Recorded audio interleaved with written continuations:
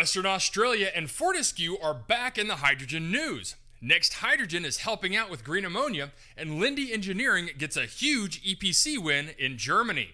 I'll go over all of this and give my thoughts on today's Hydrogen Podcast.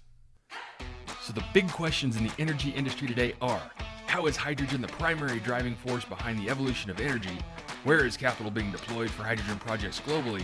And where are the best investment opportunities for early adopters who recognize the importance of hydrogen? I will address the critical issues and give you the information you need to deploy capital.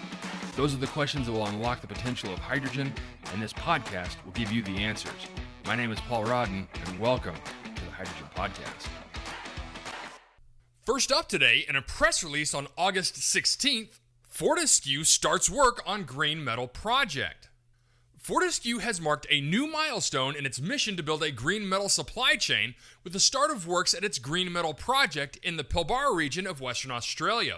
Located at the Green Energy Hub at Christmas Creek, the $50 million project is expected to produce more than 1,500 tons per year of green iron metal, with first production anticipated in 2025. The plant will use green hydrogen produced at Fortescue's gaseous and liquid hydrogen facility, the largest of its kind in Australia, together with an electric smelting furnace to produce high-purity green metal. This will be suitable for use in almost any steel plant globally. Fortescue Executive Chairman Dr. Andrew Forrest was joined by Fortescue Metals Chief Executive Officer Dino Otranto for a ceremony to mark the start of civil works at the Christmas Creek site. And a quote from Dr. Forrest, "Today is a celebration of innovation, collaboration, and stretched targets, and marks a pivotal moment in Fortescue's journey to build a green metal supply chain. Iron and steel," he says, "are the backbone of our infrastructure. However, traditional iron and steel production processes are among the largest sources of greenhouse gas emissions. By rethinking the entire iron and steel value chain, we can produce an entirely new green industry here in Australia." He also continues by saying, "Today's milestone is the culmination of bringing together green sustainable mining, large-scale renewable power, and green hydrogen to produce green metal. Right now, we have a once-in-a-generation opportunity to build a green supply chain, and Fortescue is wasting no time to seize it." Fortescue's recent commissioned green hydrogen plant can produce around 530 kilograms of hydrogen gas per day, or around 195 tons annually. Powered partly by solar during the day, the plant compromises a gaseous hydrogen refueling station to refuel a fleet of 10 fuel cell electric vehicle hydrogen-powered coaches. The gaseous RHS was supported by the Western Australia government's Renewable Hydrogen Fund through a $2 million grant. The Green Energy Hub also contains a hydrogen liquefaction facility, liquid hydrogen storage, and a liquid hydrogen refueling station, along with Fortescue's zero-emissions decarbonization prototypes. And a quote from Mr. Otranto, "Fortescue is moving at a rapid speed to decarbonize the completion of our hydrogen facility, which is the largest gaseous and liquid hydrogen plant on any mine site in Australia, is a testament of our commitment to leading heavy industry in decarbonizing." He continues by saying, "Hydrogen and fuels made using renewable energy will have a role to play in decarbonizing mining, whether it's in buses, heavy mining equipment such as haul trucks and excavators, or producing green iron. This renewable hydrogen plant is versatile, enabling us to produce gaseous and liquid hydrogen to be used to power our mining equipment prototypes, while also providing the added benefit of refueling our fleet of coaches at Christmas Creek." And Western Australia Premier Roger Cook said this, "Western Australia is on its way to becoming a global clean energy powerhouse and a major producer, user, and exporter of green iron." He also said, "Hydrogen has an important role to play in remote areas like mine sites, helping to create our state's green iron supply chain, reduce our reliance on diesel, and slash emissions at the site." Now, the liquid hydrogen plant will be used to power Fortescue's off-board power unit and its hydrogen-powered haul truck prototype, which recently arrived at Christmas Creek.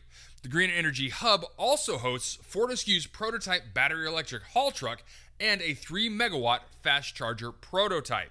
Okay, so Western Australia is back in the hydrogen news with Fortescue moving forward with their green iron project. Now, the site this press release highlights, the Christmas Creek site, produces 350 kilograms a day of liquid hydrogen, with the boil-off being recaptured, and their two 700 kilowatt electrolyzers are capable of generating 530 kilograms of hydrogen gas per day for the refueling station that's located there.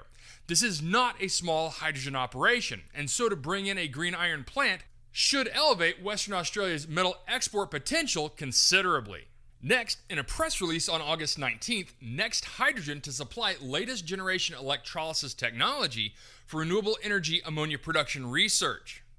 Next Hydrogen Solutions, a designer and manufacturer of electrolyzers, is pleased to announce that it has been awarded a contract by the University of Minnesota for its latest generation electrolysis technology to be installed at the UMN West Central Research and Outreach Center, or the WC-ROC.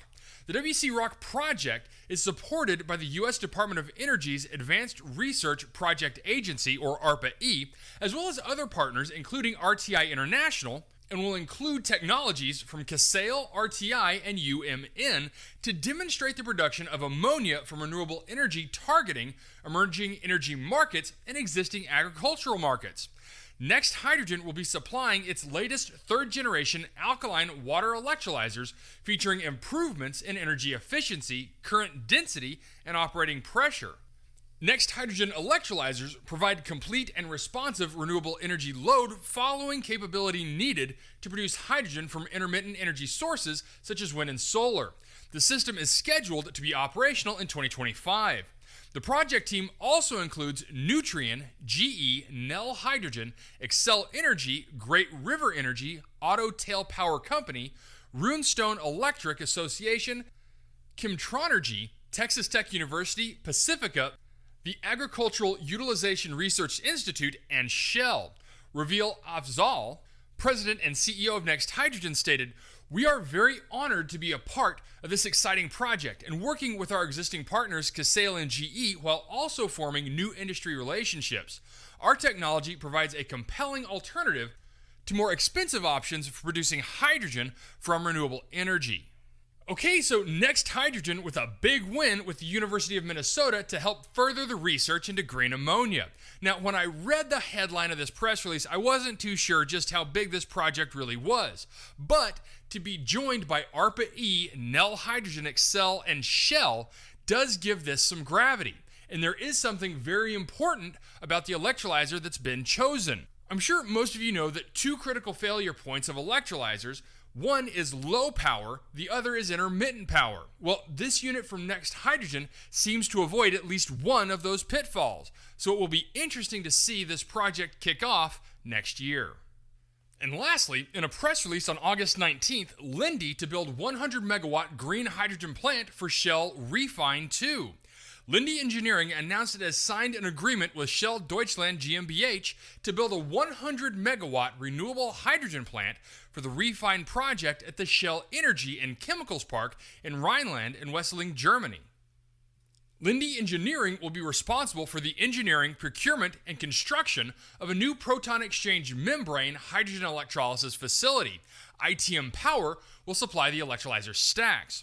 Refine 2 is expected to produce up to 44,000 kilograms per day of renewable hydrogen to partially decarbonize site operations.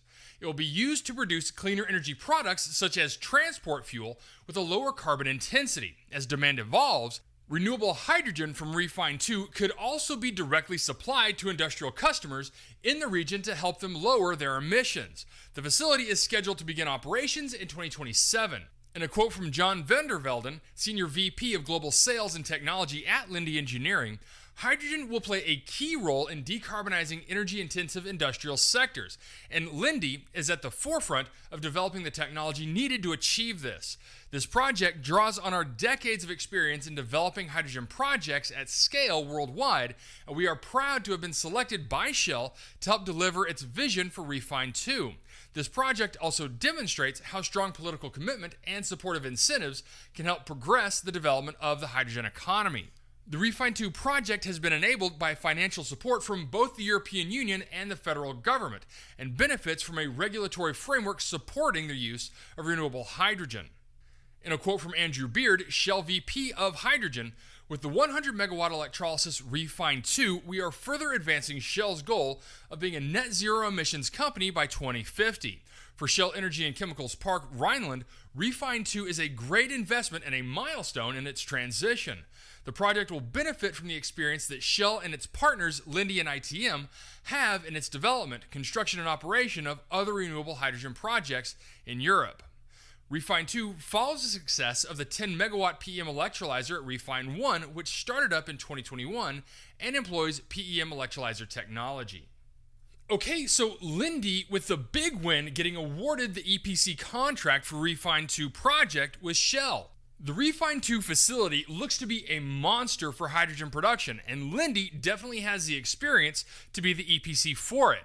This is also more good news that supports hydrogen infrastructure moving forward in Germany. And with so much hydrogen development news getting generated over the last few months, I really do wonder if we're witnessing the turning of the tide in favor of the European hydrogen economy picking up pace. And then the big question now is, where will the US fit into that equation? Hey, this is Paul.